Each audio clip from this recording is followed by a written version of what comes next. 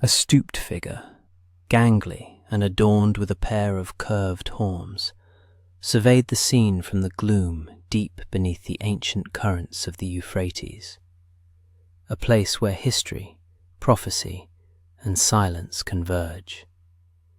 It seems something long suppressed might be stirring once more.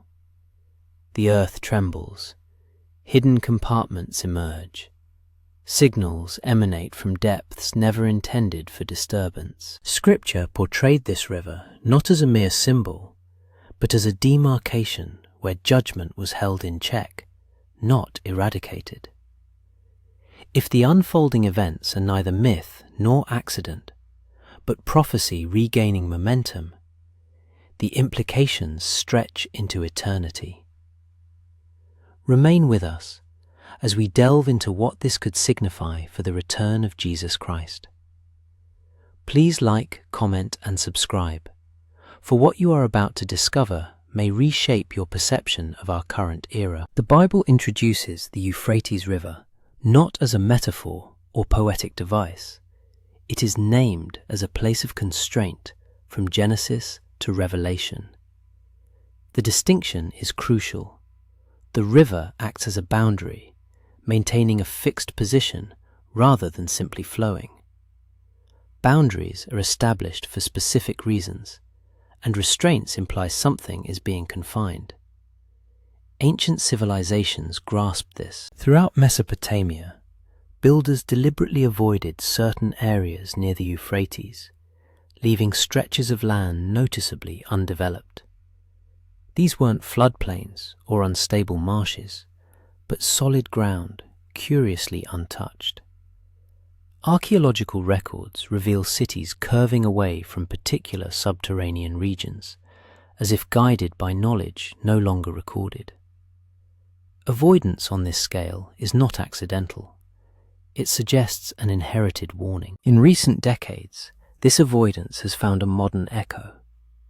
Numerous sinkholes have formed under and beside the riverbed, deep, narrow, and vertical. Unlike typical collapses, these pits show no scattered debris, no fractured banks, and no surface destruction. Water doesn't churn or cloud. It vanishes cleanly, as if draining into an existing void. Geological surveys have noted something unusual. The sinkholes align, not randomly, but in linear patterns, hinting at connected subterranean voids, caverns that are sealed, expansive, and ancient. These are not newly formed erosion channels.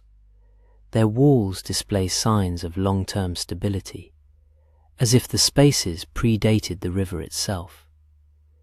Even more perplexing is what doesn't occur. There's no seismic activity, no gradual subsidence, no warning tremors. The surface remains intact as the water disappears. This contradicts standard models of collapse, pointing instead to pre-existing chambers whose seals are progressively failing. Here, Scripture becomes unsettlingly precise. Revelation 9:14-15 does not speak of abstract symbols. It specifies a location, the great river Euphrates, and mentions beings bound there, held until an appointed time. The language is geographical, not allegorical. A river, a binding, a liberation. If restraints exist, they must be anchored somewhere. If release is foretold, then weakening containment would precede it. Sinkholes opening without collapse, water vanishing without a trace, caverns aligned beneath a river named in prophecy. These are not unrelated occurrences. They form a consistent pattern. The Euphrates was never merely a river. It was a boundary line, and lines, once breached, do not always announce their failure. They simply yield, quietly, precisely, and exactly where they were always destined to. The Euphrates River hasn't just been losing water In specific segments, it has been doing the opposite, surging with sudden, localized violence. These aren't seasonal floods or overflow from heavy rain. They are brief, aggressive reactions confined to narrow zones, appearing and disappearing without warning. Eyewitness accounts describe the water rising sharply, then recoiling back into itself. The surface undulates, currents abruptly reverse. In some areas, the river appears to pulse, as if pressure is being released from below rather than driven from upstream. Hydrologically, this behavior defies explanation. Rivers respond to volume and gradient. What is being observed responds to an unknown force. Engineers monitoring flow rates have detected anomalies that don't correspond to rainfall data, dam releases, or snowmelt. Water accelerates without an identifiable source. Turbulence appears where the riverbed should be stable. At certain moments, the Euphrates doesn't flow, it thrashes. The language used by locals is strikingly visceral, heaving, convulsing, straining. These words are significant because they echo ancient descriptions of creation reacting to intrusion. In biblical terms, water does not convulse unless something profoundly disrupts its order. When Scripture describes roaring seas or trembling rivers, it's not poetic embellishment, it's a reaction. Creation responding to a disturbance it cannot silently absorb. What makes the Euphrates events particularly disquieting is their precision. The surges do not propagate downstream. They do not spread outwards like normal flood waves. They originate, peak, and subside in place. This suggests the disturbance is not moving water. It is displacing space. Something beneath the riverbed is altering volume, pressure, or structure in short, violent intervals. This completely reframes the question. The issue may not be erosion, climate change, or infrastructure failure. It may be activation. Not an object travelling through water, but something interacting with the boundary beneath it. What will happen when the reaction no longer subsides? Beneath the Euphrates region lies a labyrinthine cave system that bears no resemblance to a mine, tomb, or dwelling. The stone walls are precisely cut, flattened to tolerances far exceeding what is attributed to Bronze Age tools. There are no chisel marks, no gradual shaping. The surfaces appear finished, not excavated. This is not crude labour, it is deliberate engineering. Even more striking are the seals within these chambers. Thick layers of bitumen, a tar-like substance, line joints, thresholds, and stone seams. This is not random waterproofing. The application is uniform and strategic, designed to isolate sections from one another. Bitumen's use is documented in Genesis-era construction, especially where containment or preservation was required. Its presence here suggests ancient knowledge applied with a specific purpose. Adding a new layer of urgency is a recent discovery above the sealed system. Several ancient stone tombs, hewn from solid rock, found near the same alignment zone. These tombs do not contain human remains. Instead, their inner walls are engraved with unidentified symbols and script. Unlike standard Mesopotamian writing, the markings are deliberate, repetitive, and placed where a living occupant would face, not where the dead would lie. Archaeologists have been unable to definitively classify the language, noting that the inscriptions appear more instructional than commemorative. Inside the cave system below, instruments behave erratically. Temperatures drop sharply near inner chambers independent of depth or airflow. Sound behaves unnaturally. Footsteps echo inconsistently. Voices flatten, and silence feels compressed. Magnetic readings fluctuate without geological explanation, interfering with compasses and electronic sensors. These are not minor deviations. They are system-level anomalies. Equipment failure has been repeatedly documented. Batteries drain faster than expected. Communication devices lose signal without obstruction. In some instances, powered tools simply cease functioning near sealed thresholds, then resume once removed.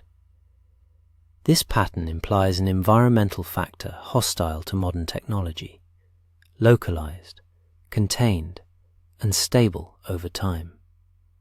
The architecture itself reveals intent. Corridors narrow before widening. Chambers are layered behind redundant seals. There are no ceremonial carvings, no decorative reliefs, no signs of habitation. Even the newly discovered stone tombs above lack names, dates, or honorifics. Nothing suggests reverence or burial. Everything suggests restriction. This space was not built to honor something. It was built to hold something. Containment structures differ from storage or burial in one key way. They anticipate pressure. They feature multiple barriers, controlled access, and materials chosen not for beauty, but for endurance. The sealed cave system beneath the Euphrates exhibits all of these traits. If this were merely an abandoned project, decay would be evident. Instead, the system remains intact, stable, waiting. This leads to a final, unavoidable conclusion. Whatever these chambers were designed to contain, and whatever the warning inscriptions above were meant to record, was considered dangerous enough to warrant advanced engineering, strategic sealing, and deliberate erasure from surface memory. And if containment exists, the only question that matters is whether it is still holding. If this investigation disquiets you, remain with us. Like, comment on what you believe is sealed below, and subscribe so you don't miss what comes next. What was reported inside the sealed chambers was not movement, but presence. Witnesses described a tall humanoid figure, partially obscured by darkness, yet unmistakably defined in silhouette. It did not rush. It did not retreat. It stood upright within the inner chamber, as if already aware of being observed. The posture was unnatural. An elongated frame with a hunched upper back, limbs extending longer than human proportion, ending in angles that felt wrong to the eye. The head bore two horn-like protrusions, not curved like ceremonial imagery, but rigid, uneven, and integrated into the skull itself. There was no visible aggression, no sudden action. What unsettled observers most was the stillness. The entity was not hiding. It was watching. Ancient texts describe fallen angels not as mindless creatures, but as intelligent beings bound after rebellion. They are not depicted as chaotic monsters, but as former watchers, entities that once observed humanity from above before crossing a forbidden boundary. Their retribution involved not an instant obliteration, but confinement. The Book of Revelation mentions 4 such entities, tethered at a specific spot until a fated hour arrives. The wording employed is exact. They are not confined to a metaphorical domain. They are held back in a particular location, a place that aligns with the geographical area currently being examined. The figure visible inside the chamber bears an unnerving resemblance to ancient depictions of fallen watchers, a stretched form, a modified physiology, a presence that instills dread without aggression. These beings were never depicted as creatures driven by impulse. They were intellects once organized, now restricted. The lack of aggression offers no comfort. It is merely logical. A captive entity conserves its strength. It observes. It bides its time. Its mere perception is intended to unnerve. Multiple witnesses recounted a sensation of being noticed, not menaced, but recognized.